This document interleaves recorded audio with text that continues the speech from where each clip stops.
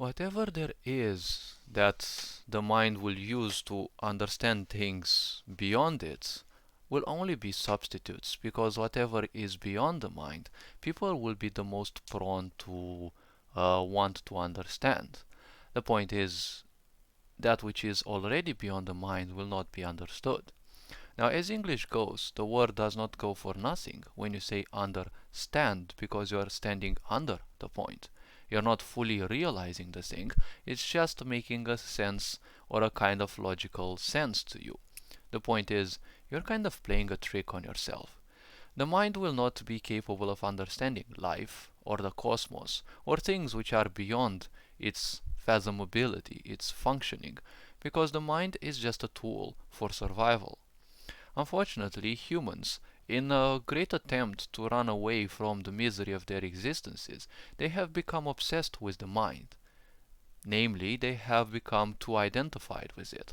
When they became too identified with it, it became the only tool for understanding life, technically drenching themselves even more in this idea of mind being the only one that can perceive things, that can present you things, right?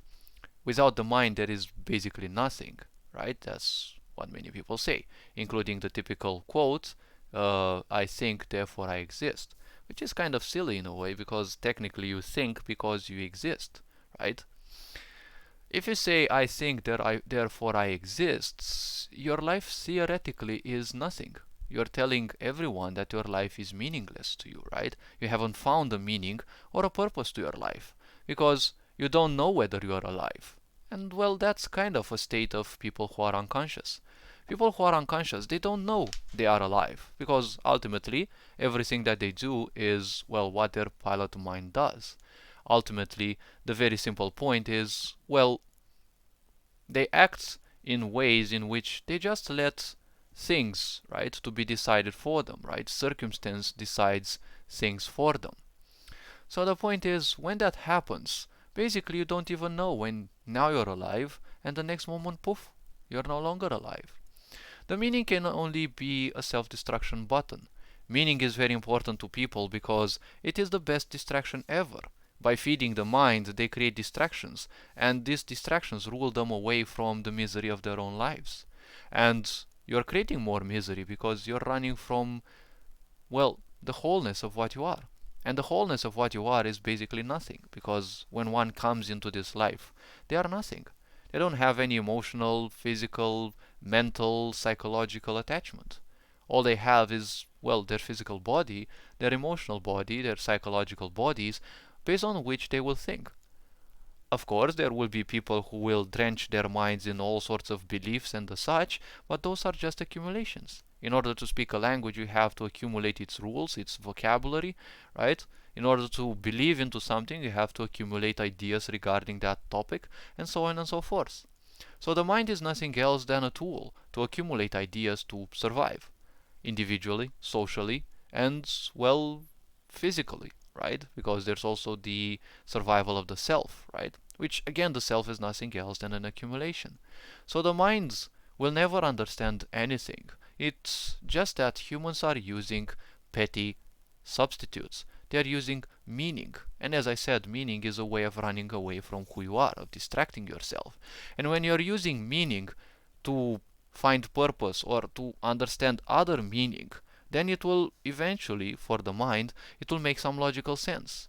You will have an impression that you will have understood something about the universe, but what makes sense is the way some of your words work, right? It's like you've finally created a sentence that actually makes meaning to you, but basically you haven't uncovered anything. You haven't understood anything about black hole, you've just created new terms, you've just created a new meaning, right? The only way to understand something, right, to feel something, is when you realize it.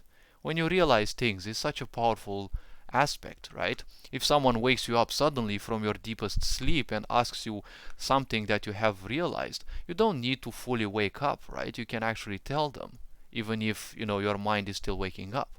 If you're still playing with mere concepts, believing this lie that you're actually uncovering something, right? But technically and covertly you're running away from the truth of what you are and you're using meaning as a distraction, right?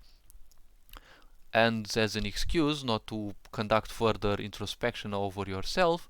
Well, the point is, when you're woken up suddenly from a deep sleep, you can't understand or you can't speak shit because the mind is still waking up, right? The mind is still booting up, and yeah, that's the point, right? The mind is still booting up, and well, it still requires, to be fully functional before you can actually think what you were thinking about in some cases, right? Unless the memory that you have created about thinking of certain things, well, when that becomes powerful enough, you will be capable of speaking certain things even in your sleep. You'll see them a lot. That is basically not good because your sleep is telling you that, hey, these things have been way too much and, they are being cleared. But unfortunately, people will believe that that's some kind of prophetic dream, right? But usually images in dreams are portrayals of, karmic dissolution, of the mind liberating itself from meaning. But people, not being knowledgeable of how the mind works, will believe that that's some kind of prophetic aspect, right? That you should continue doing that, and well, they will keep doing that, right? So ain't life interesting? Ain't life enticing?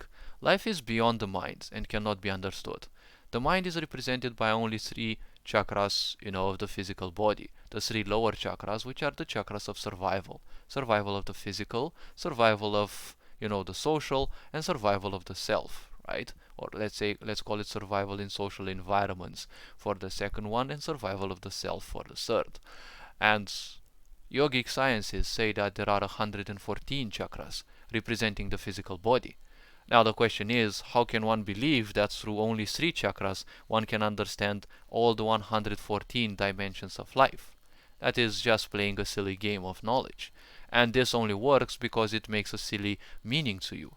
And the meaning is that you have created. You are technically just like a dog whirling around its tail. At least the dog is silly enough and well, it's having enough fun and well, they're enjoying life. Unfortunately, many humans who end up doing this, they don't enjoy that moment. All this being said, hopefully this video has been introspective enough. You are appreciated. Take care of yourselves. Ferenc Board signing out.